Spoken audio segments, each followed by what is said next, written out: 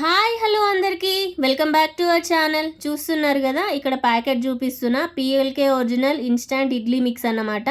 ఈ ప్యాకెట్ మన దగ్గర ఉన్నట్టయితే మనం షాప్లో తెచ్చుకొని కానీ చేసుకుంటే ఇది మనకు ఇన్స్టాంట్ ఇడ్లీ మిక్స్ అన్నట్టు. ఎట్లా అంటే మనకి సడన్గా ఇడ్లీ తినాలనిపించింది, అప్పుడు మనకి ఇడ్లీ పిండి మన ఇంట్లో లేకపోతే, మనం డైరెక్ట్గా మనం చేసుకున్న పిండి మన దగ్గర లేకపోతే మనం ఈ ప్యాకెట్ ఉంటే మనం ఈజీగా చేసుకోవచ్చు. సో నేనైతే ఇక్కడ ఇన్స్టంట్ ఇడ్లీ మిక్స్ ఎలా తయారు చేయాలో చూపిస్తాను.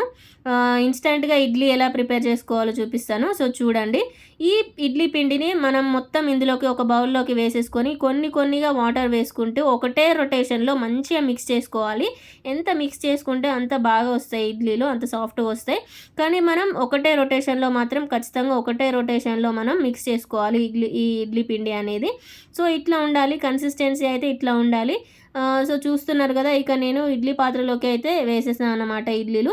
సో చూసుకుంటూ పెట్టుకోవాలి ఇడ్లీ పాత్ర. నేను ఆల్రెడీ ఒక వీడియో చేసున్నాను, కానీ ఇది ఇన్స్టంట్ ఇడ్లీ పిండి ఇడ్లీ ఎలా తయారు చేసుకోవాలో చూపిస్తున్నాను. ఆ వీడియో కూడా చూడండి, క్లారిటీ వస్తుంది.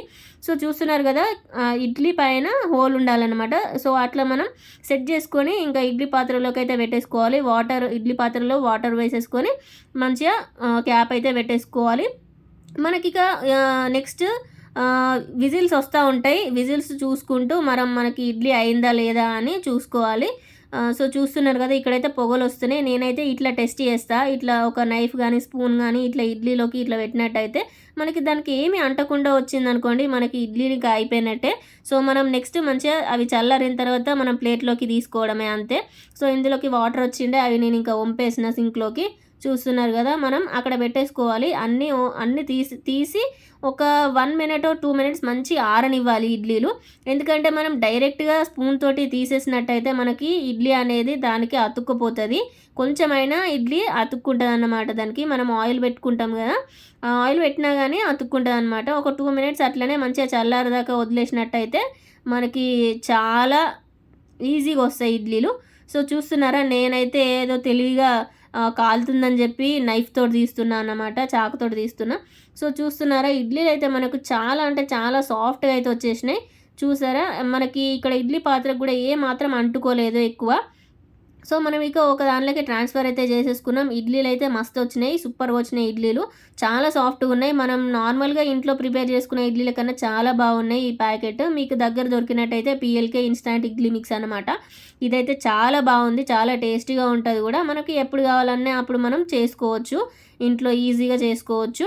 అండ్ ఇడ్లీ చేయరాక కన్సిస్టెన్సీ తెలియక కూడా ఉంటారు కదా కొంతమంది.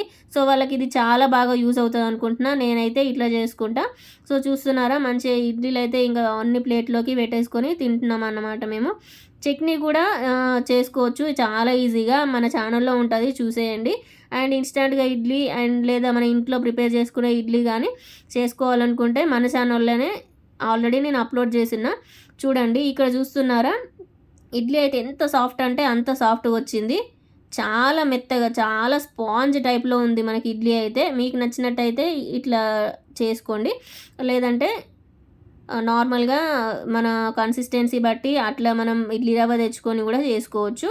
ఇట్లా అయినా చేసుకోవచ్చు. టేస్ట్ అయితే అదే, అట్లా చేసుకున్నా ఇట్లా చేసుకున్నా 2 రకాలుగా ఎట్లా అయినా కానీ సేమ్ ఉంది టేస్ట్. సో మీకు నచ్చినట్టయితే ఇలా చేసుకోండి. మీకు నచ్చినట్టయితే లైక్ చేయండి, షేర్ చేయండి, సబ్స్క్రైబ్